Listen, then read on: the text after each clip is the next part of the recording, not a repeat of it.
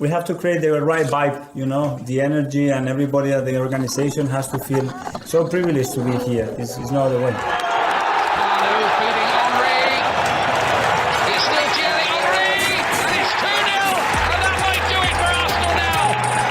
Thanks for listening to the Purely Arsenal podcast. Please follow us on Twitter at PurelyArsenalFP for all the latest Arsenal podcasts. Welcome to another edition of a Purely Arsenal podcast. We're back. We missed the weekend's games. Obviously, we're watching it, but we couldn't get on. James was very busy. Neil was busy. I was busy. And, of course, we didn't win, so we're going to get branded with the old brush of, you only record when you're winning, but we don't care. James Johnstone, how you doing? Yeah, hello. Yeah, I'm good, thank you.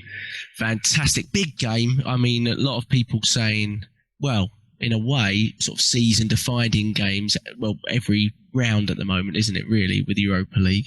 And it's really hard to judge it because you're like, well, you're not used to prioritising sort of cup competitions in such an early stage, but because of how poor we're doing elsewhere, you don't really have a choice, do you? And obviously, the weekend, which we will touch on, massively disappointing, massively frustrating again.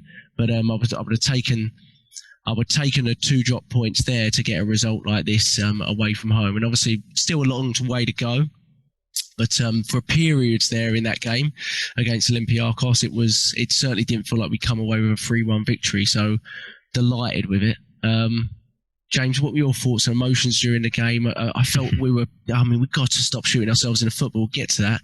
But overall, it's a really half-time, but really positive result to take back to our home ground finally. Yeah.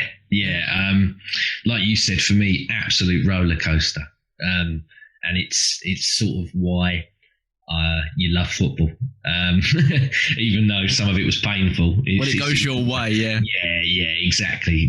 Like, not to throw all the old cliche, do the old fast show, bloody jumpers for goalposts routine. But no, you sat there and you're watching it, and within the first 5 minutes we should be 2-0 up. You got the one from Tierney into Odegaard that he fluffs his lines. You got the Aubameyang header where Bellerin actually puts in a brilliant cross, and you're like, oh my God, he's finally put a ball in and we fluffed it. And you're thinking it's going to be the same as Burnley again, where okay, we're dominating, but we're just going to throw it away in the end because we're not taking our chances. Everyone keeps going, oh yeah, but the refs, but the mistakes and I'm like, well, when you do your business up front and when you convert your chances, you don't really care about the VAR and the refs or the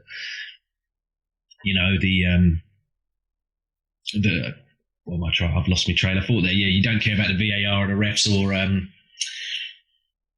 when we make these defensive errors. If you look at Man City the other night, and I'm not comparing us because obviously they've got players that blow us out the water, but look what happened there. Foden, that's the most clear and obvious penalty I've seen in weeks. Compared to next to the handball against Burnley, even Guardiola said it. Yeah, the handball against Burnley, and then this. He's like, how did they both not get given?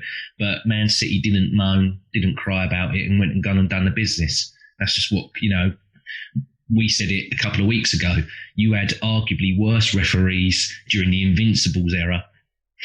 Yeah, because we're so good, the referee becomes insignificant. So, yeah, that's how I answer that one. But no, we should have been well up. And then, the way the game's going, obviously, great goal. And you're thinking, oh, okay, this is good. Going into half time, it's only 1-0, but you're like, well, they're not really showing nothing. But you just know that the Arsenal DNA's got that. Something's going to happen. And then obviously mistake happens. We all go mad and go, oh, there you go, we fluffed it again.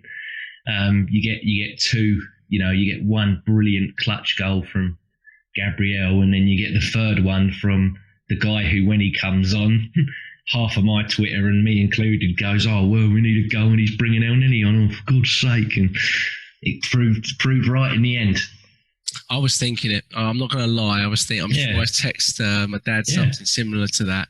But I said it tongue in cheek, like, here comes El Neni to break their back line. And then 10 minutes later I went, I did tell you, to be honest. It was complete sarcasm. But it reminded me a little bit in a way early on of the Benfica away game, with missed chances. They looked so poor in that first 45 minutes, just like Benfica did.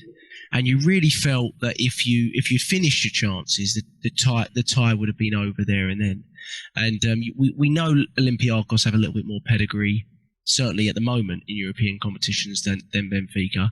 But they really, for all as well as good as we look, they really did look. I thought they looked poor throughout. I think they had 2 shots on goal, one which we'll get to, which was completely gifted to them. Actually, both were gifted to them, I think. Just complete gifts. They were only ever creating out of our mistakes, which we love to give to teams, which we also get to. But yeah, you're right. First 5 minutes, the Odegaard one reminded me a little bit of Pepe's one against Burnley, to be honest. So at least he made contact. Yeah. At least he made contact. But again, both times got to do better. Pepe obviously has to do better against Burnley, and Odegaard, which we'll get to because he had such an interesting game, I thought, at both ends. Just very involved, and there's no question you can say about that. And then I think Aubameyang should do better there, to be honest, mate. What do you think with that header? I don't know. For me, the fact that he actually made contact with it. Yeah, so you're judging his header and is improvement to me. But yeah, I don't know. I'll have to watch it again. But I was just surprised that he actually made contact with the ball in the first place. Yeah. You Saka was obviously being targeted, wasn't he? I mean, early on I felt he was being targeted, and the only sort of irritation I had with the ref throughout, who I thought reffed the game really well, let it flow way more than you ever see in the Premier League. There was times I was watching it going, they would call about 4 or 5 fouls here and they've not called them, and he just let it, and they weren't fouls. I felt Olympiacos were playing for fouls a lot because they couldn't get the ball, so every time they got the ball they were just dropping. There were so many instances of that, they got the ball up our end once. I think Saka just stood there and this guy just fell over, and the ref wasn't having any of it. He was really good at recognising that, I thought, just not booking their players early enough for basically just fouling Saka about 12 times in the first 10 minutes. And one of them wasn't nice, a stamp on the foot. Yeah. I don't know if the first booking was Gabriel, but it was certainly close to being the first booking, and it was just a simple foul one time. So I think there he was a little bit frustrating. But yeah, early on it felt like, oh God, missed chances. But encouraged, James, like in this away game, the real encouragement for me, and I don't know about you, was when it went to 1-1. I know it was reversed because we came back against Benfica, but we really should have been out of sight by the time they scored the penalty that they got. But when it got to that, it felt like as a collective we really settled for the 1-1. Which I thought was such a risky move, and it turned out, we got away with it, but it really was risky. I mean, 1-1 away from home in Europe is no longer a very good result, is it? I mean, it's really not, because they get one goal against you and suddenly it creates huge problems, doesn't it? So it just, but were you really encouraged at that 1-1 point where it looked like that was Olympiakos' best period, right? Just after they scored, and we'll get to the specifics of the goals, but did you feel quite encouraged by the fact that we kept playing? Yeah, definitely. And like you said, the problem for me was I was like, okay, well, their goal was a complete gift. But then we do what Arsenal typically do, and I've said that we've done it since Eduardo at Birmingham City and Gallas throwing the strop and all that. We just momentarily just lose all sense and trail of thought and everything else because we're just panicking. Like we just set into panic. And if you look at it again, their next one, they actually play through the lines and play actually their best little decent spell of football, and then Bellerin makes, and it's a brilliant block. If you watch it again, it's such a good block from Bellerin. Because I'm like, then that was easily going to go in, and then we're 2-1 down, and then we're proper like, oh, for fuck's sake, what we're going to do now?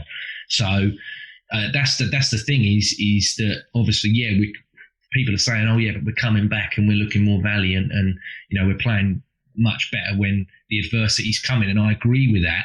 But at the same time, I'm like, just don't drop yourselves in the mess in the first place. Like all the goals that we've conceded recently and all the errors, they're all preventable, and most of it comes down to communication. And I'm just like, well, that's the most easiest thing any of you can do, and it's not from young players like we were talking about on the WhatsApp. you said it. You're like, James, these are all our experience. Like, these are some of the people that have been here the longest. Like, some of them are the most tenured ones, and yet they're the ones that are making all the errors. And the frustrating thing is, obviously, they're the ones that our manager puts a ton of faith in. Yeah, and also as well, the hardest thing is some of them are the ones with the loudest voices. Yeah, and I'm like, you shouldn't be saying a word, mate. You do your job, and then come out and the captains of the team on the pitch are the Luises and the Xhakas, right? It doesn't matter where the armband is, and unfortunately, those are two of the most error-prone players in the game. The frustrating thing, I'm sure he's saying it at half-time, James, but it literally was that Ceballos moment. We were hinting at it from the start of this game. It wasn't like it just happened like Xhaka's against Burnley. It wasn't a one-off crazy moment. You had, and we'll get to Odegaard's good parts because there was a ton of them, but I mean, that's really poor from Odegaard because he's just literally, you plan across the face of your goal, but if you're going to do that, at least look up.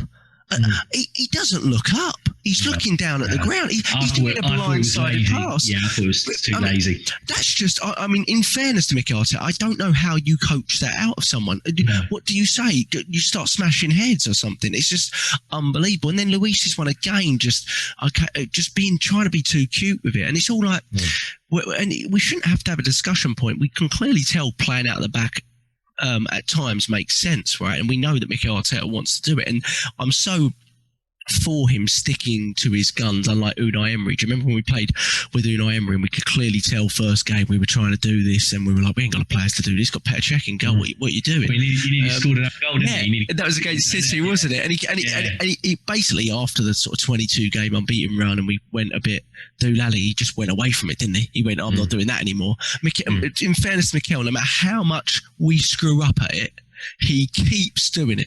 And that's fair play. I mean, he's having faith and he ain't got the players to do it, but he keeps doing it. Yeah. But it's not about not doing it, James. This is game state intelligence. This is game in the moment intelligence, right?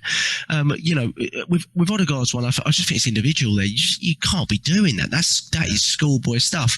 But Luis and Ceballos, they know, Leno, they know as well. They know better than this to do that. And at that point where I don't want to go with the goalkeeper comparisons, but I definitely feel in this situation Leno is far more to blame than he was against Burnley. Because I just felt he was kind of pinned back. Xhaka was really calling for the ball against Burnley, and I do feel Xhaka had he could have played it first time. He wasn't anywhere near as under pressure as Ceballos became, right? But this one, Leno was on the edge of his box. He could have gone right with it to Luis. He could have gone left with it to Gabriel. There's no need to play it into Ceballos there. Now, if you're Ceballos, at that point going, that's an idiot ball, I'd kick it out or just smash it out of play, mate. But the ball shouldn't be played to him in the first place. But there's also an argument, James, the ball probably shouldn't have been played back to Leno from Xhaka either. Yeah, harsh on Xhaka, but I don't really see the need in it. Do you? No, I agree with that. Yeah. It's a compound of all three. You're talking about the Burnley one. If we go back, that routine that we're doing there, that we attempt to do, that box pass routine, however risky it is, that's something that. That's something that we've been doing with Arteta, like you said, since his first game that he come in. So the fact that Xhaka hit that the way he hit it and took that extra touch, ridiculous, absolutely ridiculous. But yeah, this one here, I agree. Xhaka should never have played it to him in the first place. However, Leno for me, and this is where I go back to it, and I think he's brilliant at some things and terrible at the others. And I've always said that where we want to go to, the level that we want to go to, I don't believe we're going to get there with him still as our goalkeeper. And I'm prepared to take pelters for that. But I just do not see in that guy a goalkeeper that will win you the league.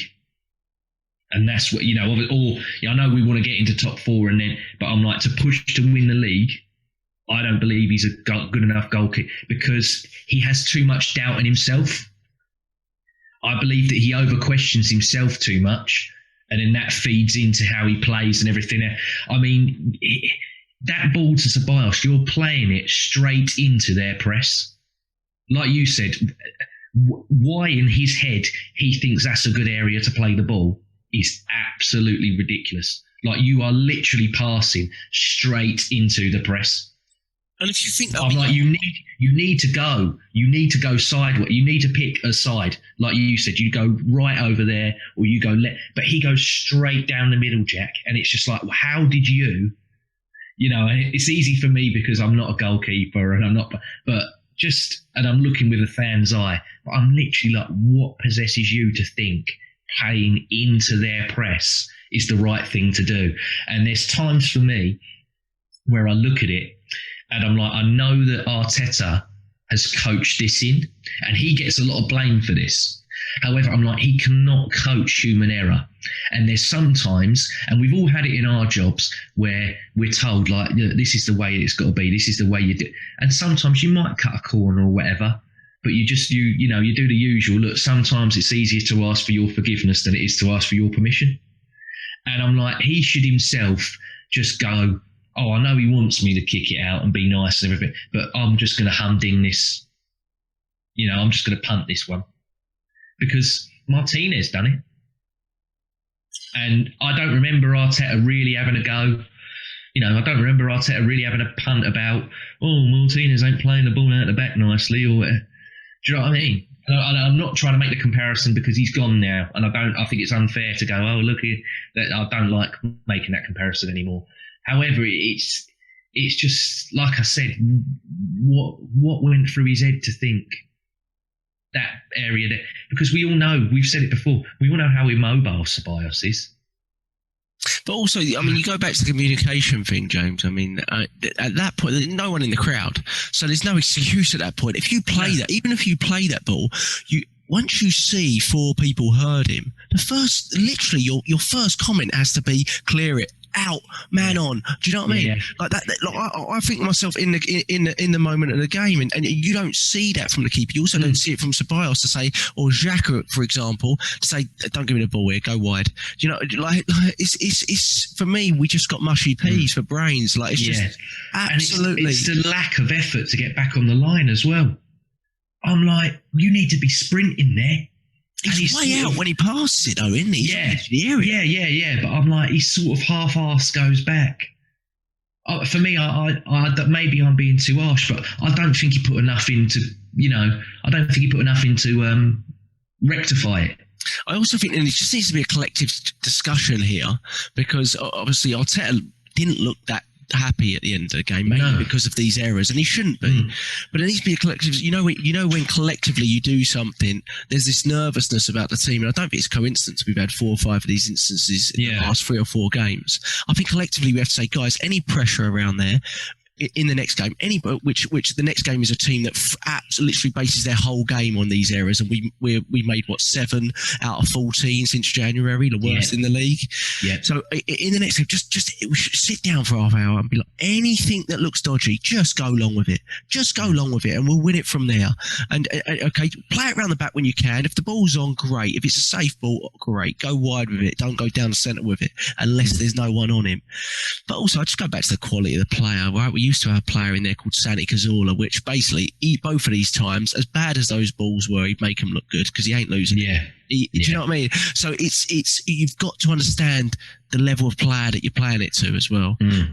First of all, you're playing it to Xhaka. He's a one-footed player, and you're making him turn onto his right. Not a great idea. Still think it's Xhaka's fault generally, because he's absolutely pinged it right in the chest to someone. But in this case, I put the blame a little bit more on Leno. Arteta said on BT after the game, because they asked him about it. It was a really weird, it was a really weird interview. It's like, he's won 3-1 and he should sort of be ecstatic, but he still seems a bit pissed off. And he said that Leno wasn't concentrating and reading the game. So because they asked him, this is your, and I think he gets personally offended when people criticise his philosophy, which most people do. I think if you put your time and your effort and passion into something and then people are slagging it off, probably pissed me off as well. He just said, he's not reading and concentrating properly. And I'm like, well, then you need to get on your goalkeeper. And again, it goes to what we were all talking about on WhatsApp last night. is the environment, because he knows I can keep making, okay, we've signed Matty Ryan now, but he's only played the one game. And that was because he was suspended. And it's literally a case of he's only here in case he gets suspended or injured. And I'm like, no, he should be here going. Where he doesn't see any other goalkeepers there as a threat, he's like, well, I can afford to make a mistake because I'm not going to get dropped the next game. Yeah, I don't know. That's the wrong level. Possibly. I think. I mean, looking in history though, we never really. I mean, when Lehmann was at his best, he had no one really hitting at him, did he? No. Chesney came along later. Seaman, I mean, he had Richard Wright a bit later, but no one really. Yeah. So it's like the thing is, like I said earlier, they're elite in themselves. Yeah, and they were elite level goalkeepers. Yeah. You look at David Seaman. I think it was in the '91 season against Leeds. He gets stamped and ruptures a testicle just before half time. They sew it up. He goes back. Still plays, keeps a clean sheet. 91. Yeah, I think it was the 91. He ruptures his testicle, mate, and still plays. Lehmann, for however much of a nutter he was, and Lehmann was one of the ones as well when the mistakes happened, like we were saying as well. You look at Burnley, Xhaka's our perceived hard man, for want of a better word. He's the guy that they're all, if he gets into it, Xhaka's the one. I'm like, who's going to him? That's poor, that, mate.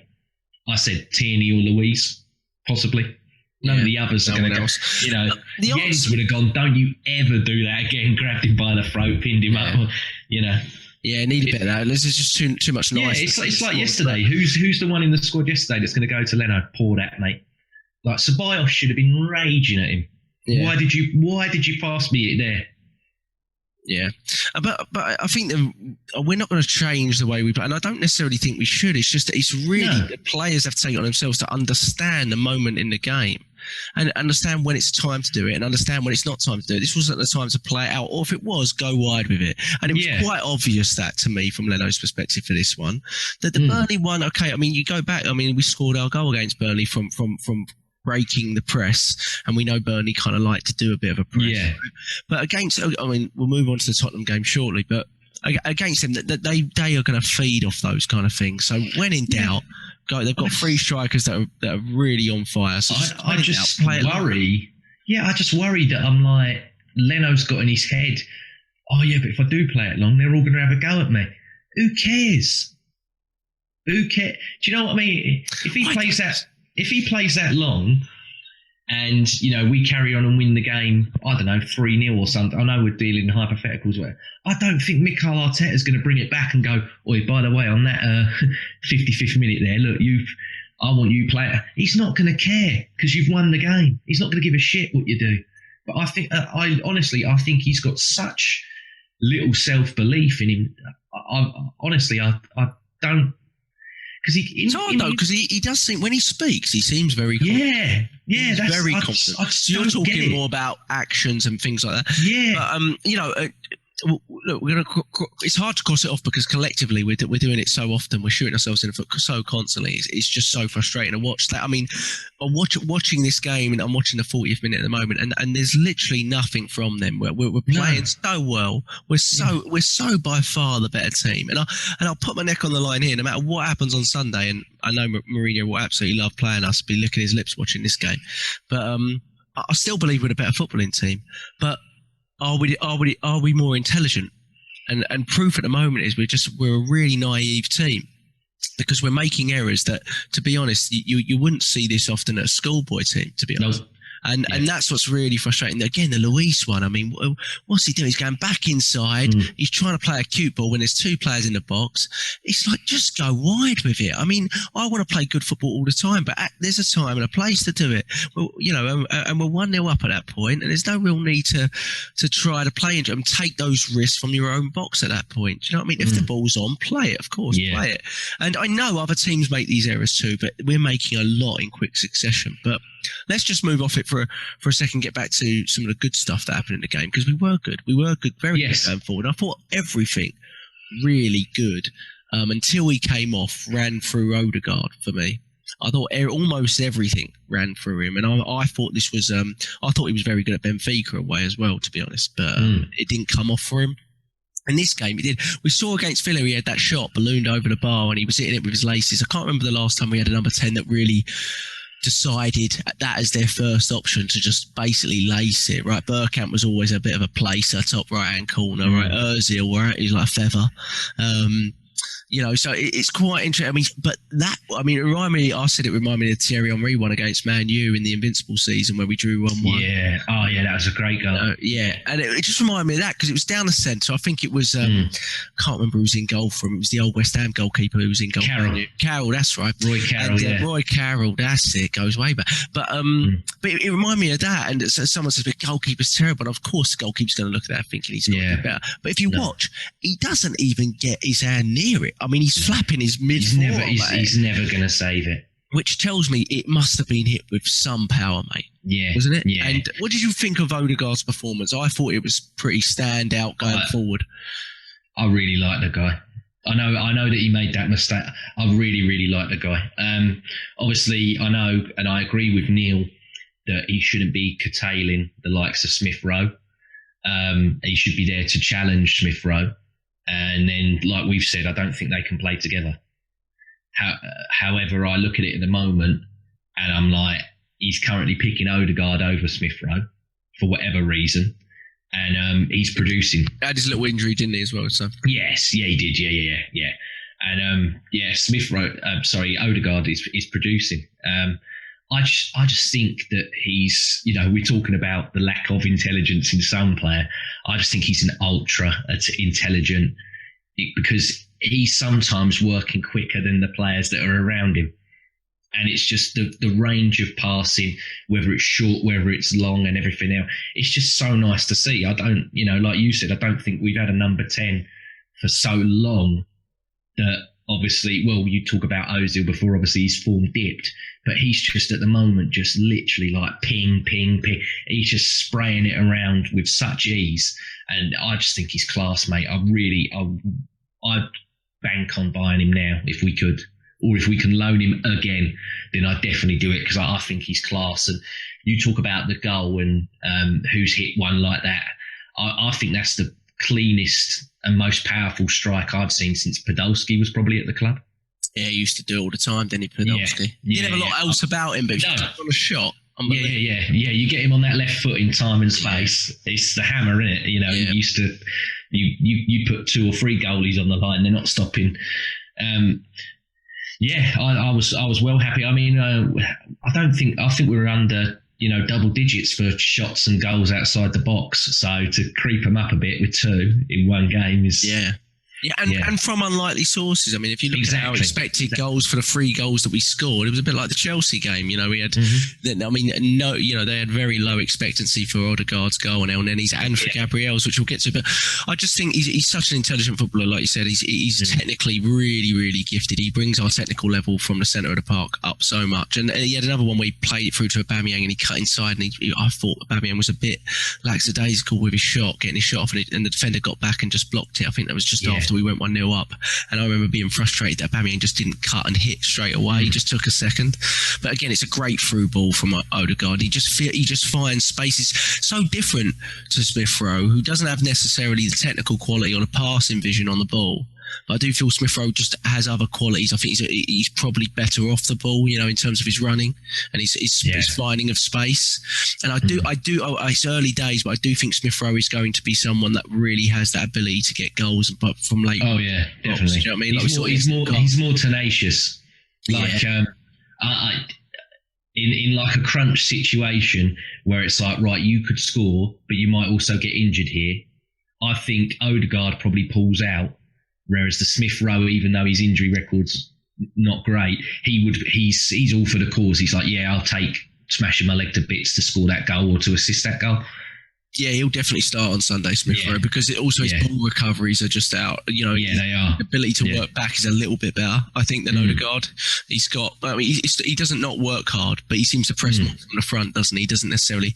Don't see him coming back and tracking back too much, but which is okay. But we're just an understanding of that. But I thought if we're talking about playing out of the back, and really that goal came from Olympiacos trying to play out the back and us just pressing into the right area. It was great first time. No other midfielder plays that ball that we have, plays that ball that Partey did first time to Odegaard, right? If it's Xhaka, he takes 2 or 3 touches and that moment's lost. Yeah. And it's simple things. Like, it looks so easy, but it's just that first time ball makes it look really simple, right? But I just thought, at that point, we'd had better chances than the Odegaard one, but being 1-0 up, it was great to get an early, sort of relatively early away goal, because you know how important an away goal is. And then I feel we do this thing where we start to play down to their level a little bit. We did the same thing with Benfica, and they started to look a little bit different in the second half. And I didn't think they did anything special, Olympiacos. I just felt we started to sort of play down to their level. And I was really concerned, which obviously we've touched on the goal enough. But when they went 1-1, I was really, really concerned that we were just going to try and see it out. And obviously we went to Olympiacos and won 1-0 last season, and that wasn't enough. So we know what they've got, and we also know their ability late in games to sort of score goals. They're renowned for it, aren't they, in Europe? Yeah. So I was really, really encouraged by our sort of desire to keep going. Even at 2-1, to be honest, to keep going and try to score. And then when we went to 3-1, which would be understandable to shut up shop, I thought Pepe and Bellerin were still getting forward. We had one go across the line. We could have gone 4-1 up, I think, at that point. So I was really, really encouraged. Let's get to Gabriel, mate. I mean, what a goal. But also, I thought it was his best performance since he's come back from having COVID. What about you? 100% agree with you. Yeah, man of the match for me. If you look at his numbers, he got 100% on his aerials, 91% passing accuracy, I believe, 80 touches, 5 ball recoveries, 3 clearances, 2 tackles. So obviously, and he was on a booking early, so he had a great performance considering he was on a booking. Made 1 interception, got 1 goal, and he also got 1 assist. He was the one who laid the ball on to El Neni for his goal, so it still counts, even though El Neni had to dribble it quite a while and then smack it. He still got the assist for that, and then he wasn't dribbled past the whole game as well. Not that they really did much, but yeah, so massive game for him. And like you said, best game he's had, and he needed that as well. He needed a game like that, because we've all said he's the best centre-back in the club. But is he the best partnership at the moment? Because Mari's seemed to have played better with Luiz and with Holding. He seems to be more comfortable of the two. But no, I think now a game like that hopefully beds him back in, because we know how talented he is. I mean, what him and Saka have had the player of the month on lock, haven't they, both of them? It's a two-way street at the moment between them two as to who gets it. And also, like you said earlier, before we even started recording, the goal comes from him. It's his own guile and his own determination to sprint in there, and it's a brilliant header. I mean, Willian, let's give him the props. He's got 4 assists on the spin, whatever way you want to try and I think 3 of them have been for Gabriel. Yeah, all of Gabriel's goals have been from Willian. All headers. Fulham header, Wolves header, and this one. Yeah, exactly. So they've got something going on. However small it is, there's definitely something going on between the two of them. That's one thing I'll give Willian. I mean, I do think his sort of dead ball. I know it was from a moving ball because it was a short corner, but his dead ball ability is definitely better than almost anyone we've got. Yeah, I give that to Willian. And I didn't think I was a little frustrated again that Pepe didn't start, because I do feel he's offered more throughout the season, and I find it. I have a little issue there, not so much with Willian. I have a little issue with how Pepe's been handled by the manager. I actually think that's one of the worst handlings he's done, to be honest. And I include people like Saliba in that and Martinelli in that. I think from the start of the season, I think he's been mishandled, Pepe. I think we'd be getting a lot more out of him if we didn't basically sit with him. I really like the player as well. Yeah. I'm slightly biased. Yeah, I thought it was very positive when he came on in this game again against Burnley. Obviously, people give him pelters for his miss, but if you look at what he did and how involved he was in the 20 minutes. Nuisance player, mate. Yeah, absolute nuisance. And I do think, I think we're just seeing a player that's not really trusted by the manager, basically. Yeah. And I think that's what we've been seeing since the start of the season, really. And that's why you see him in and out of the team, but really only in the team when other players can't be. However, he spends the most time with him.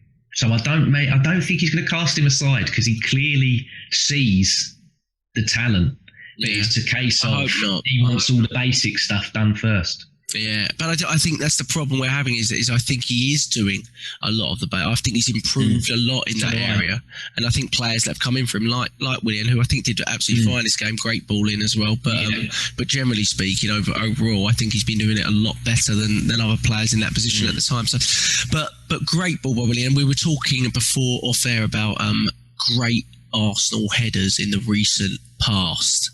And to be honest, when I was watching that, I didn't even think he's getting to the ball, because it's a good ball by Willian, but he's going. He is sprinting to the left to get it, and he and obviously the VAR check, which would have been ridiculous, because like you said, how do you leap like that without making some sort of contact? And it's not an elbow, but the Olympiacos guy thought he's getting it, didn't he? Because he's gone down like a sack of potatoes, and he's just stayed down. And I'm like, Mavia, isn't it? Mavia. I didn't even know what Mavia looked like. That was the first time you're never going to pass your Arsenal medical laying on the floor like that, mate. Yes, yeah, exactly. How often's he been linked to us? Blimey. But they said they had an average age of Arsenal special. He is, wasn't he? Do you know they had their combined age of their back four by the end of the game was 127? Did you know that? Which is unbelievable, isn't it? Socrates, Mavia, and then I don't know who the other two were, but they were old. But he's an unbelievable leap, and he is really good attacker. We said in the last pod about Mari being defensively maybe better in the air, but he is our biggest threat from set pieces, Gabriel. Yes, he is. Question. Yeah. And we don't have enough of that. What was the game a couple of weeks ago where he was sort of deployed as like an auxiliary forward near the end, when we were chucking everything at... I'm trying to remember who it was, because he was brilliant then. His headers were brilliant. I'm trying to remember who it was we were playing. I can't remember, because he's been in and out of the team, so I can't remember which ones he started. I don't know if it was Villa away or something like that. I'm not sure. That's it. I think it was. Yeah, I think it was Villa away. Right. Yeah, towards the end, he was like staying up there a bit as like a I hate it when centre-backs do that. I understand the point of it. But no, but he was doing really well. Yeah. But it's a fantastic header. My favourite header last few. Lacazette's one against Atletico Madrid. I remember thinking, what a header. He was about 6 inches smaller than the defender. I do remember thinking that's a terrific header. But this one is one of the best ones I've seen from an Arsenal player in quite a while. I'm sure there's better, but and it was vital. 85th minute. To go 2-1 there at that point was absolutely fantastic. And then we make 3 subs a bit before that. Obviously, Partey comes off earlier, which we'll get to. But just to double check, the Henry, it didn't come off the goalkeeper and go in, did it? So it's his goal. I can't tell. I think he tried to palm it out, but it was too powerful. And then, okay, it hit the post and went direct. Yeah. Okay. And I thought it might have hit the goalkeeper's back and gone in off the post. No. Okay. He got a glove on it, and then I'm not trying to compare him, but it was like the Parlour against Kudicini, the glove sort of, it was going in regardless, cup final, but he still got he got a little hand to it. But it's a brilliant strike. Yeah, and all of his goals have been in Europe, and all of them have been outside the box. So it was one against Barcelona at the Nou Camp. I remember quite well. And there was the one against Dundalk, weren't there, earlier this year? Oh, it was a fantastic one. Yeah, he bumped it again. But a lot of people might go, "Oh, we were overly negative about how we played at the beginning of the pod and everything else." However, it's a great goal, and I'm not trying to take away from El Neni, because it's especially when it's a player that's much maligned like he is, to do something like that. However, I'm like you said, 127 years, the space they give it's literally going smack me. They just, I know we talk about how we just drop, but I'm like, he had a week, and they were so exhausted in the last 10. Socrates was moaning at the ref for not ending the game earlier. I don't know if you saw it. Yeah. In the 93rd minute, he got a corner, and he was like that. And I was like, you're 3-1 down. Surely you want to go up the other end at this point. And I hope I don't, but I was like flipping Socrates. But literally, it was just an invitation for anyone to just smack that ball as hard as you can there. Yeah, it was a fantastic strike. Oh, it was, yeah. But it was an absolute gift. What did you think of a couple of players? What did you think of Partey coming off early? I thought he looked tired. There's been no reports of an injury. Arteta says it's tactical, but what we know about Arteta, I mean, he doesn't make changes in the 54th minute that often. So what are your thoughts on it? I mean, we know he's still coming back from fitness. Is it simply that, do you think? Or do you think we should be reading more into it? I think it was fitness. So you think it's just about starting him on Sunday, do you? Yeah, but I don't... where he said it was tactical, he said, I wanted someone to create more in between their lines. And I'm like, well, we were creating enough as it is. We just weren't taking it. Yeah, basically. I'm like, there was no problem about creating anything. But I don't know. He didn't look happy when he come off, though, did he? He didn't look pleased to be coming off. But yeah, I think it's saving him because he's so vitally important. I mean, we risked him in the game at their place, and obviously it didn't come off. But you got to have him. You got to have him in if they're going to play Sissoko and Højbjerg and try and break through. You need him in there. You need that kind of guy in there for me. Even if he's at half or 70%, he's got to play, mate. He's got to play. He's too good. Yeah, he's fantastic. I'm watching him walk off right now. Actually, I just thought I'd rewatch it. Yeah, he just looks a bit down. Maybe he's just down about coming off, but But obviously, Arteta saw something. Maybe he realised his fitness, his sort of fatigue had set in a little bit, and didn't play. He did play against Burnley, but came off early against Burnley as well, didn't he? After sort of 60, 70 minutes, I think so. Yeah. Yeah, so he doesn't finish many games. It is commendable to just look at someone like Granit Xhaka and just in terms of how consistent he is in the team, and just be like, well, you got some fitness levels, mate, because we got people dropping in and out like no man's business. But yeah, I thought he had a fine game at Partey. He's got to stop shooting from it. I know you said, can you please send me the compilation of Partey scoring screamers from 35 yards? Because I've watched him for about 2 months shoot, and they all go into the second tier. Like they are flying into the second tier. He needs to take a leaf out of El Nenny's book. But obviously, he's the best midfielder we've got. There's no question about that. What did you think? I think Cedric was sick. What do you think about Bellerin today? I thought he was a lot better, looked fresher. Yeah. Still have concerns about that position for the long term. I thought he got forward really well, used the ball well, and that's the kind of Bellerin I want to see. And he wasn't defensively vulnerable like we've seen. No. I thought he was brilliant. I thought it was his best game for a very, very long time. If Gabriel didn't do what he did, I would have put Bellerin as my man of the match.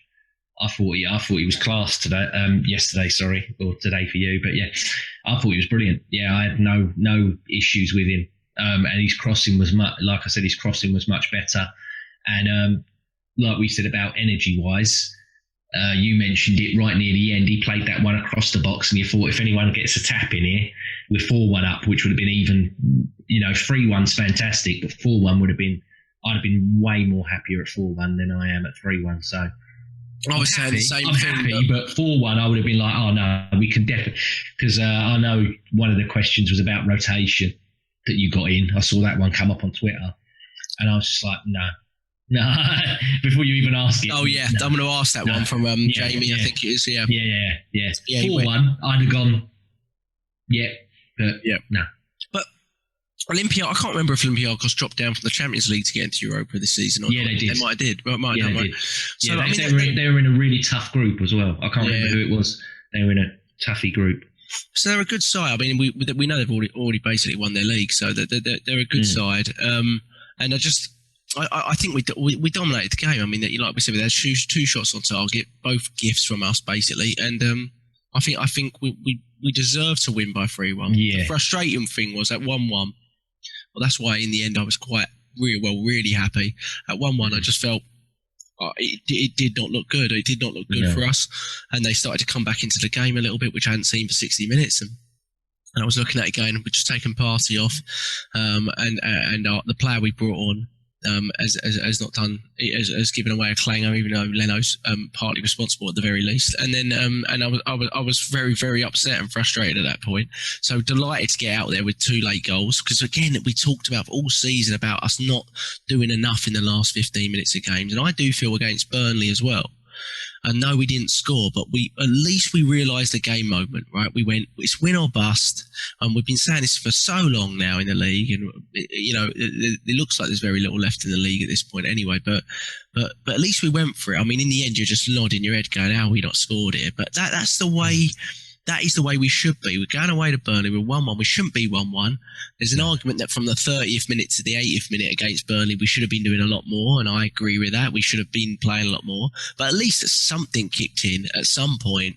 And we went, okay, now we've got to go for it, right? We had so many chances in that last 5-10 minutes. I mean, you just don't know how you don't get away. And then obviously the shocking VAR decision, which I'm trying to avoid talking about corruption of referees, but that's probably one of the worst we've suffered from all season. I mean, it's a howler decision, and absolute howler. And it's amazing to me. The most amazing thing to me from that game was how quickly the ref was to overturn his own mistake, which you do not see refs in England. I mean, their ego's massive, isn't it? You do not see refs in England overturn a call, let alone a call and a red card. I mean, he's overturned both of those. Yet a clear and obvious error of just not seeing a handball for a pen, and he's not willing to overturn that one. It is incredible, but I want to stay clear of the old. We know they've screwed us a little bit in 2 or 3 games at the very least this season, and that was a big one. But again, you're not talking about it like City against Southampton. If you just take your chances and you don't make that stupid calamity error at the back, so you've got to look at yourself first. They're exactly. City will never remember that Foden one in a week. It'll be forgotten. So but overall, mate, great. Obviously, it's half time. We've still got to look into the second leg, which we're going to get to. But really, really good result against a team. And disappointing the weekend. So let's do a few fans' questions and see if we can get a few. Sorry, I should have had it. I had it up and it closed down on me. Hold on. Let me go to. I know we had fans' question for the Burnley game. So anytime you got a question, go to @PurelyArsenalFP. So I'll try and go back and find some of the Burnley ones. But obviously, if it's related to the Burnley game specifically, we might have moved beyond that now. But if not, I will definitely have a look. So let me have a look here. Hold on. I've got my brother answering his same questions again to Wally. Did Arteta make some great substitutions? Well, yeah, other than Ceballos. Yes, John. Yes, he did. But again, Ceballos, it wasn't all his fault.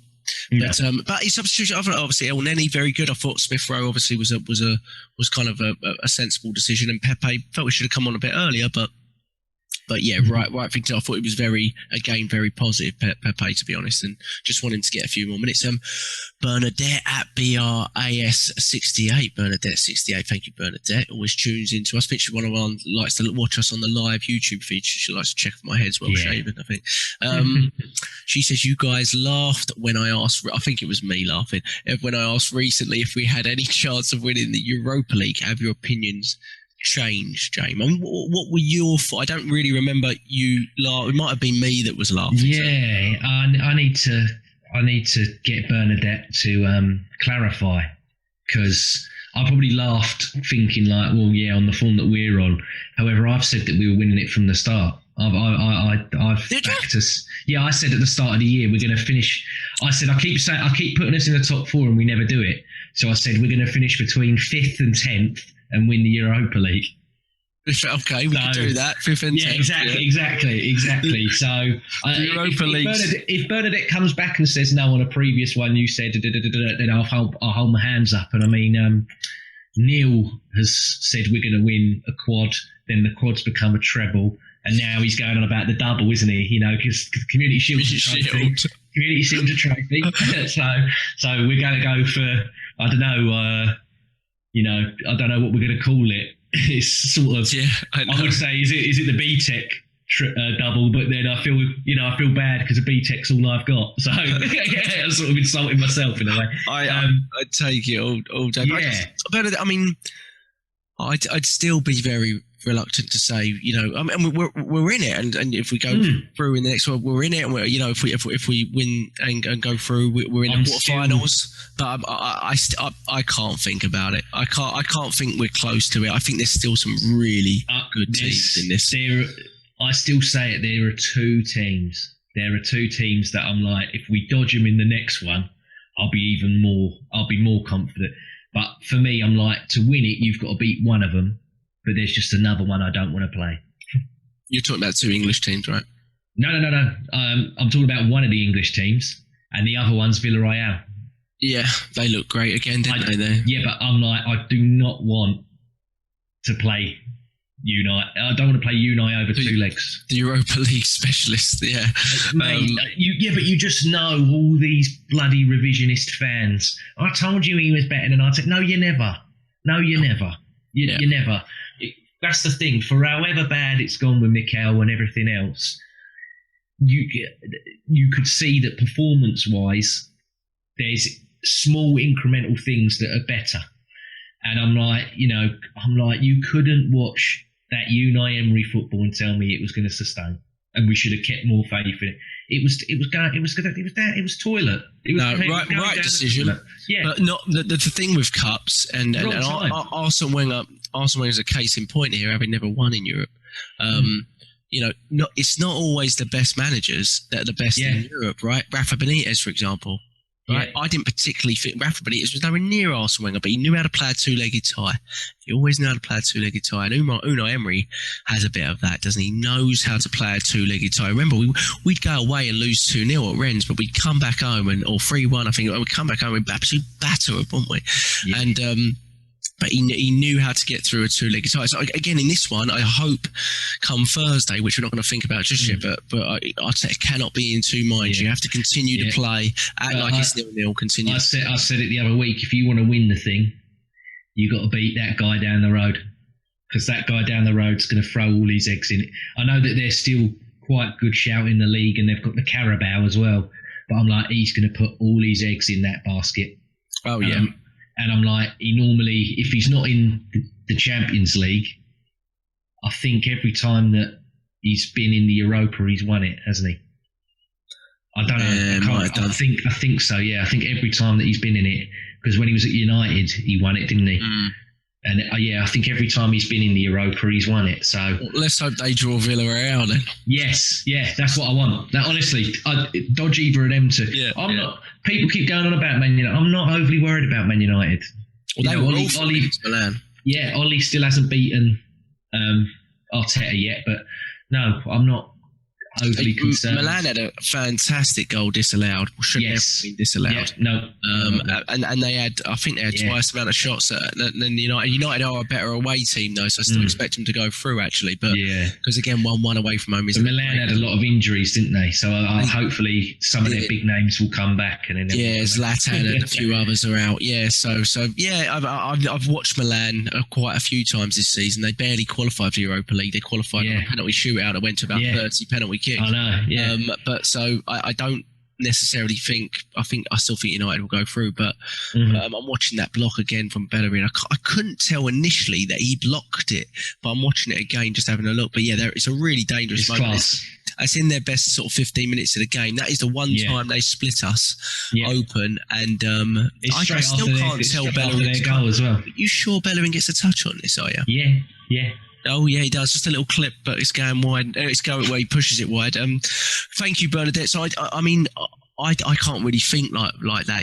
I just if we make it through this round, see who we get, take it round by round. But if we're making those kind of errors, Bernadette, then it really concerns me if we come up against a proper team. Do you know what I mean? It's all about the draw. Like if we can get the things to line up how we want them. Yeah, but let's face it, we don't, even this draw. I mean, we don't get nice draws generally, do we? I mean. No. We just don't. I mean, Mourinho's got someone's hand in the in the bucket, because he gets. I mean, look at his draws across the league, the domestic cups as well. It's been unbelievable. Ash _Gallagher. Good goalkeepers understand when to play it out, despite the fact we have players who make a meal of things at best time. Do you think this is an area that needs adjustment, both from Leno and Arteta's game plan? And we kind of touched on that, but and I think we agreed, right? It has to come from both an awareness, but communication thing with Leno. I mean, I think he can definitely be a top 4 goalkeeper. I would kind of agree with you in terms of the title, but I think we're so far away from that, we don't have to worry about it at this point. No. I say the same. I feel the same as what I said earlier. I just think sometimes he's got to. If he's told that's what needs to be done, he needs to take it on himself to go, oh, fuck it, I'm kicking it long anyway. So I was eating something. Yeah. Yeah, no. I agree with you. I mean, yeah. I agree. I think it's just game sake, right? Just not play out from the back, but know the moment, know the time to play it into the centre of the pitch, know who you're playing it to, know what foot you're playing it on to. So many things. If they're crowded, just go wide with it. No big deal. Go wide with it. Still keep the ball going wide. No big deal. It wasn't like he didn't have the options there. So no. He had two options. Yeah, exactly. Jamie Gillen at Swifty8711. Don't think Jamie's asked us any questions before, so thank you, Jamie. Have you frozen on my end? Welcome back. We had a little bit of technical issues. I think we were talking about Jamie Gillen's questions at Swifty8711. I think that's where we left off. Too early to predicted 11 for the home leg. He's saying things like Carl Hine debut. I don't think that's happening, Jamie. But he says maybe Ryan, Chambers, Holding, Mari, Cedric, Partey, of course, El Neni, Pepe, Smith Rowe, Martinelli, Laka, that kind of team. I think a few of those could be in there. I don't see us rotating that heavily, though. Do you, James? Because it's still in a balance. Yeah, no, I would go for potentially the same that we played today, even though we're going to have a very emotional and tough game Sunday. And I would try and go 1 or 2-0 up early and then utilise the 5 subs. Yeah, I wouldn't completely rotate, because if we do, and then he fluffs it, everyone will go, well, why did he change it? Oh, especially if we get something out of Sunday with the similar sort of team, and they go, why has he changed the winning side? Oh my God. So I would play not exactly the same. I've got my preferences who I want, but I'd play a similar sort of team, Aubameyang, Saka, and I'd literally just be like, look, they're rubbish, but just get me a goal or 2 goals within 25 to 35 minutes, and then second half just utilise the 5 subs. Yeah, I'm kind of on the level with you. I might, because certain players like Saka, for example, I'd want, even though I felt another one I felt looks a little jaded, a little tired in this game again, and against Burnley, I felt. So, and I think we're going to need him at the weekend. So maybe that kind of player, Jamie, would be one to rotate out and give Pepe some minutes and that. But I wouldn't rotate that heavily either, because I just think, we've got to go into the game. If we go into the game, we concede early, it's nervy, and you're suddenly almost back to square one. So you've got to go into the game. Secure it and then do it. Yeah, it makes sense. So I think, certainly a couple of changes could happen, but I wouldn't see anything much beyond that, and certainly nothing that appears like it's sort of weakening the team. So when you talk about the sort of goalkeeper changes and things like that, I don't see him doing that, to be honest. But why do you feel we haven't seen Sam IM_21, Sam _I_am_21? Sorry, thank you, Sam. Why do you feel we haven't seen Martinelli at all, and how do you think Pepe can earn some consistent minutes? You want to start with Martinelli? I feel like we've touched on Pepe a lot, but yeah, Christ. I don't know. A lot of it is I feel that he's being eased back in, and then the other part of me is exactly the same as how Michael summed it up. I think if people can go back and find the last podcast Michael was on, he summed it up to a T. He summed it up to a T. I think he errs on the side of caution, and that is like what Michael called him, the maverick player, and he potentially has the risk element high as well as his reward element, and clearly he's like, at the moment I can't do that. But I think a lot of it is due to the injury as well. I've said it before, I don't think Arteta is that stupid to completely chuck this guy away. I think he knows how good this guy is, and I believe as well he'll probably get more chances next season, because I believe Lacazette's definitely going to go. Aubameyang's going to be the main guy up front, and I think that left-hand side is one of Pepe or Martinelli, or William. Our new captain, soon to be William. Yeah, but I pretty much agree with everything you said there. I think Martinelli can't forget that he's had a big injury, then he came back and he had 2 more minor injuries. And you see that, and one of them being non-contact during a warm-up for a game, you probably just sort of take a step back, a bit like we did with Partey, and just sort of take a step back, but also you're dealing with a player that's not got the experience of Partey and obviously been through top level football that much before. So I think what would be nice from Arteta, Sam, is for him to come out and sort of explain what his plan is with Martinelli, right? Where does he envisage him playing? How does he see his progression coming into the team? I don't think he speaks on that enough. Maybe he doesn't feel he has to at this point, but with Pepe, I don't think he trusts him, to be honest, because I think we've seen enough from Pepe at this point with how little we were firing throughout the season. If he couldn't get into the team at that point, I don't think he trusts him. I hope, like you, that there's still a path for Pepe, but I worry the longer this goes, there might not be. I think Saka's emergence on the right as well has completely ruined most. But I'm happy with that. If that's someone exceeding expectations and performing to such at a level that it's bumped a player like Pepe out the side, I can take that. However, I'm like, most of Pepe's better performances this season have come on the left. So, and I still arguably think in terms of the left-sided player, he's better than the what. But then, the numbers aren't lying at the moment. If he keeps, I honestly believe that it might have been Louise, it might have even been the manager, but I believe one of them took Willian to the side and went, look, you need to buck up here. You really need to. And he's showing more willing. He's making more runs. He's giving and going at speed with Tierney and everything. You saw it in the game. He's showing a lot more willingness to do things.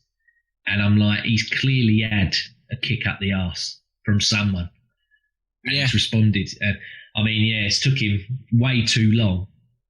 But it's finally, Yeah. Well, he's got 7 assists now, so it's more assists than Ozil in the last 3 years or something. Yeah, but he's the best one at the club as well now. He's the top. Yeah, that's devastating, isn't it, in a way? And there's nothing against Willian. It's just devastating that he's literally done okay for about 2 or 3 games and suddenly he's a top assist maker. He's proving the boss right. Yeah. He that's what he said. That's what I got him for. Yeah, it's proven everything. And it's a different type of. I know his one against Burnley was a nice ball through, but a lot of his assists are coming from sort of those wide crosses, and we don't really have players that do that too often. Nope. So that's definitely providing a little bit of an alternative. Melvin Marks, tongue in cheek, says, "Is it worth playing out from the back if you score 3 great goals from it, but you can see 10 crap ones asking for a friend?"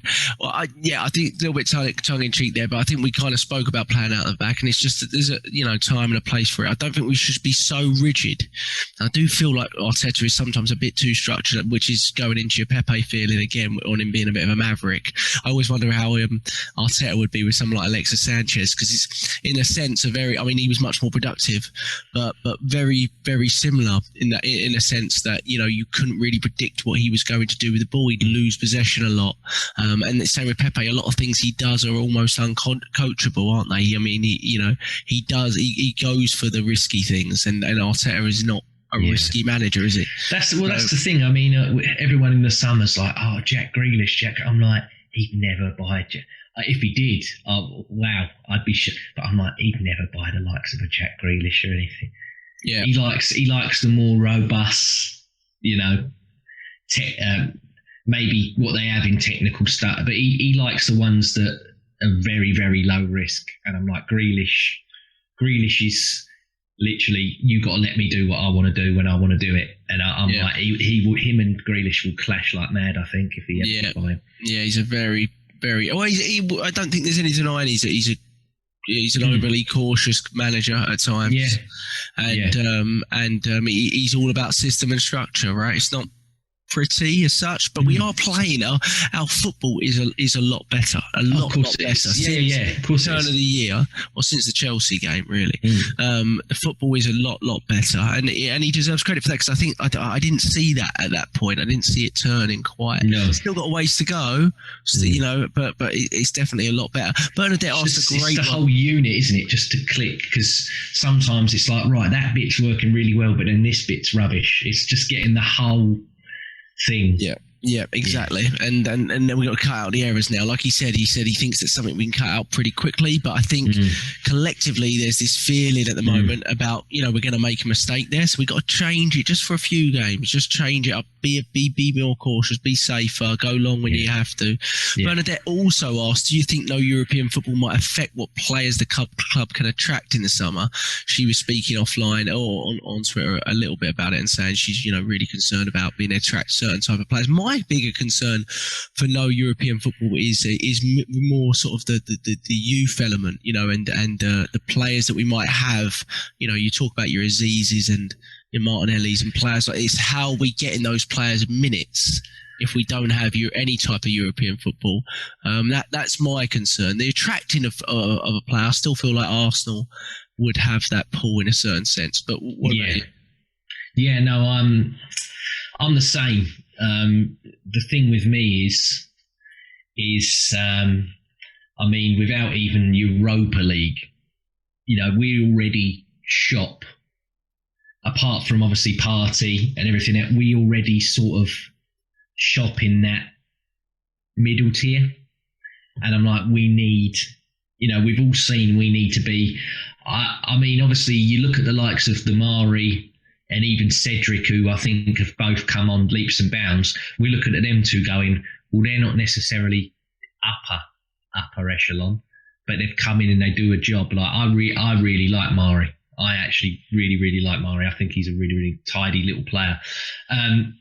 But I think as well with obviously what's happened with the Brexit and everything else, I think we're going to sign a lot of players that are domestic. I think we're going to look at either teams within our own division, potentially ones that have been relegated, and players from the Championship.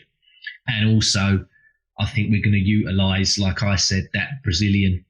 We were linked with the young lad that I put in, the guy from Santos, I'm trying to remember his name now. But I think it's Caio Jorge or something. Oh, yeah. Young striker. Yeah. He's meant to be really highly touted. Santos, like he's meant to be the new thing over there. So I think we're going to utilise stuff like that. But no, I think if we got at least Europa League, then we'd still. You've got to remember at the end of this season, Adidas have got free kits to sell. Yeah. They normally sell them anyway. However, they're much easier to sell when you've got someone, I think what was it? The Partey signing, the shirts that he sold. He bumped the number up really high because obviously we got a big African contingent, haven't we, at Arsenal anyway, like the fans. So he bumped that up tenfold. Yeah. I think Tierney was the highest selling shirt, weren't he, for a very, very long time. There we go, mate. It's our new winter burn, isn't it? Exactly. But what we and we're creating new collections every week. I'm seeing it. 424. That's the shop just down the road here on Fairfax in LA. Apparently Bellerin's hooked up with it, isn't he? Right. And that's where this 4-2. I didn't know what 4-2-4 means. I didn't know what it was. Another formation. Yeah. But 4-2-4 collection. We're bringing out a lot of stuff. We're really trying to milk it, aren't we? With no fans and everything. We're just milking the old sales of all the clothing. But fair play. Budgie Simon asked a great question about how do we get consistency, and we've kind of touched on that, Simon. About how does Arteta get consistency. At the moment, it's cutting out those errors. But in order to do that, Wenger used to say, or the players used to under Wenger, that they used to, in the Invincible era, those players used to take the onus on themselves as well, right? And obviously the coach would allow them a certain amount of freedom, but it was about figuring it out, figuring out the problem and trying to fix it yourselves. If I'm constantly coaching you, you're never going to learn. So you need to learn how to fix that problem. And I get concerned with sometimes with the managers that guide every pass with their words. I think that's sometimes maybe over coaching. So I just think these players have to be able to think for themselves. They know today or yesterday that ball is not the right ball to play. It's not rocket. It's very simple. I think it's trying to complicate the game too much. Just go wide with it. We're 1-0 up. Go wide with it, right? We're not trying to get a goal last minute. We're not trying to catch them out at this point. Go wide with it. Stay safe. They're not creating a thing. So the only way they're creating a thing we saw in the first half was from us making silly mistakes in those areas. don't do it. Like, we should have been talking about that for 10 minutes at half time, but Yeah. I don't know. I don't know why we weren't doing that. But one more. Expat Guna said a couple of days ago when we missed the last pod about European competitions again. Do the Palaces think a season out of the European competition could benefit us long term, making an all-out push domestically? I'm not really of that thought process. I know it worked for Chelsea, but Chelsea spend about 5 times what we spend.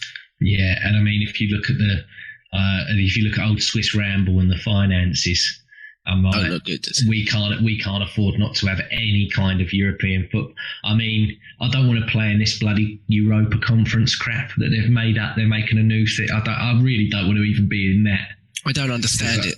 Because I'm like, I can't stand the Europa League. Obviously, people will go, oh yeah, but we won yesterday. You know, you're not happy about winning yesterday. I'm ecstatic, but I hate this competition. I actually hate. I hate playing on a Thursday and then playing on a Sunday. I hate the teams that you play in it because you have to go further and in the group stages. It changes though, doesn't it? Next year, the format of it changes. I think so. They cut the games a lot next year. I think they've changed it. It goes to knockouts earlier or something like that. So. I'd love us to win it. Don't get me wrong. I'd be absolutely ecstatic. But I can't think about it. To be honest, I want to go back to playing on the Tuesdays and the Wednesdays. I'm afraid. Well, that is a long shot, but even if we get pumped, I'd rather play Champions League than this. Well, there is an argument at this point to say, at the very least, Champions League football this season is more likely than Europa League football. Because the only way you get Europa League is if you get in the top 6. Yeah. And I think that's less. I'll tell you what, Bernadette. I think that's less likely than us winning this one. Even if I think this one's less likely, do you know what I mean? So that's the weird sort of predicament that we're in. But a good question. Sorry, was that Expat Goon? I forget the name. Sorry, Expat Goon, Mark. Thank you, mate. Just before we go, predictions. Sunday we play 4:30. Is it? 4:30. Yeah. 4:30 game Sunday. I am worried because I think he's lost both times against Mourinho. Mikel never beat him as a player or as a manager, has he? Terrific. Yeah, fantastic. And we do seem to have a long collection of managers that can't get the better of him. And Mourinho's already started a little bit with the mind games. Obviously, they're on form. They got the strikers, pinging in goals left, right, and centre again, and they feed off mistakes, James. And we give them an out like, it's Halloween and candy time. Do you know what I mean? So, what's your predictions? How do you think we might adjust the line-up with the travel? Get back. Obviously, they were at home, we were away. If he's, I think he was sick, wasn't he? Cedric. I think Cedric might play this one.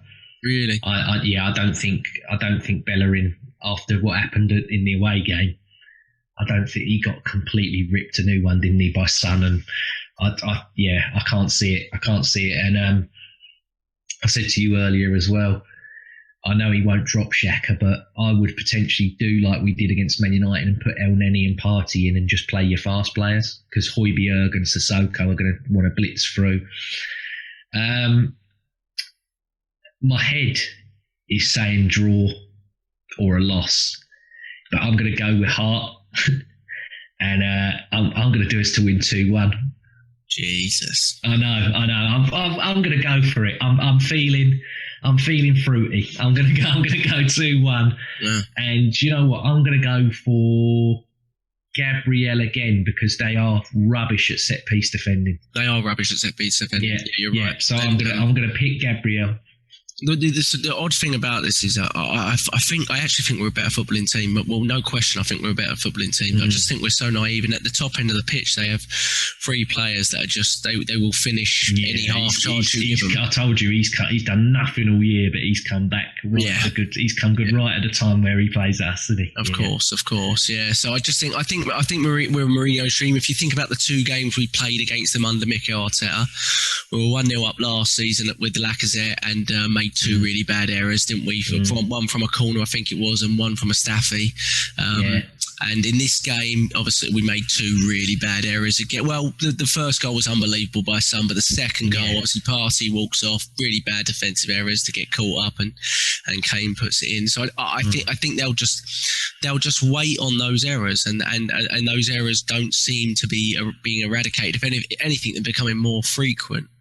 So I think unless we heavily play into, a bit like we did in this game, play into our just being really, really forward thinking and trying to create and pen them back as much as we can. I think the only way we win it is if it's a high scoring game, to be honest. Because we're making an error. We're making an error or two, right? And they might not even need it. I mean, their strikers are that good. They might not even need it. Are we good enough to blow a team like that? No, we're not. I don't know. No, we're not, mate. If it's another 4-2 or whatever, I'd love to see it. Of course, 5-3 or whatever. Give me it. Yeah, I'll have it. Yeah, I'll go 2-2. I'll go 2-2, and I'll go. Did you pick a first score? Yeah, I said Gabriel. Yeah, Gabriel. Yeah. So I'll go 2-2, and I'll go for us first score Aubameyang. I'll go Aubameyang. Yeah. But 2-2, yeah, and it's win or bust in the league. I mean, without I mean, they're sort of 7-10 points clear of us if we don't win that one, aren't we? So win or bust. But hopefully, I think he'll be licking his lips at the kind of errors we've been making in the last 4 or 5 weeks. So I've got to figure out how to eradicate those in the next 2 days, but it doesn't seem to be happening. Yeah, yeah. But I think on current balance as well, if you're looking at it, it's a massive, massive win if he gets it. Like, it will do him a lot of favour in terms of fans that are not overly confident in him. If he wins the derby, at least. Yeah. I think. Yeah, Oh, yeah, it'd be massive. Yeah, despite where the teams more credit are. in the bank, yeah. Despite where the teams are. And it is win or bust in the league. And I wonder what sort of changes he'll make. I think he'll probably still play Aubameyang and Saka, but I think we could see changes in the other two, whether Smith Rowe plays. I think Smith Rowe will play. I think he'll play in this game. I think he came on with the purpose of starting him in the next one. I'd like to see Smith Rowe and Pepe, to be honest. But Willian got an assist and he got taken off. So yeah, he'll start. Neil said it. He's starting. Yeah. He'll start. It'll be interesting to see what sort of centre back pairing we play. Whether we stick with Gabriel, with Luis. Looks like Luis is sort of the mainstay now. He's taken over from Rob Holding, who's been demoted to our fourth choice centre back after a while. No, I wouldn't change him. It's like I said a minute ago. Set pieces, they're shocking. Yeah, my only concern with Gabriel is, unlike Mari, I think he's got. I still agree with you. I think he's our best centre back. He just sometimes goes looking for the ball and gets a little close. And if you remember the Southampton red card, he did it. Basically, his booking was that in this game, he just gets too touch tight and someone swivels on him, and that's the only thing, because they've got players that will do that for fun, haven't they? Let's face it. So, that's my only concern. I see a little bit more maturity at times from Mari in that situation, though I do think the attributes are with Gabriel. Yeah, they're definitely getting a penalty or something, 100%. Yeah. Kane has backed into a player. Yeah, we've got too many idiots, and they've got too many of the smart, like I call it, dark arts players. So they're definitely getting a penalty or something, 100%. Oh yeah, I'm sure. But hey, we'll wait for Sunday and then hopefully be back on that. Hopefully we've had some recording issues. Hopefully both these recordings are meshed together and we can thank our editor Anthony. Cheers, Anthony. So thank you for listening to us. Listen on YouTube. Listen on type in Purely Arsenal podcast on YouTube, or just Purely Arsenal, and you'll see us at Purely Arsenal FP on Twitter. Feed us in your questions. We're usually pretty active on that account, and we will be back after the North London derby. James, thank you very much. Thank you, mate. Take care. All right.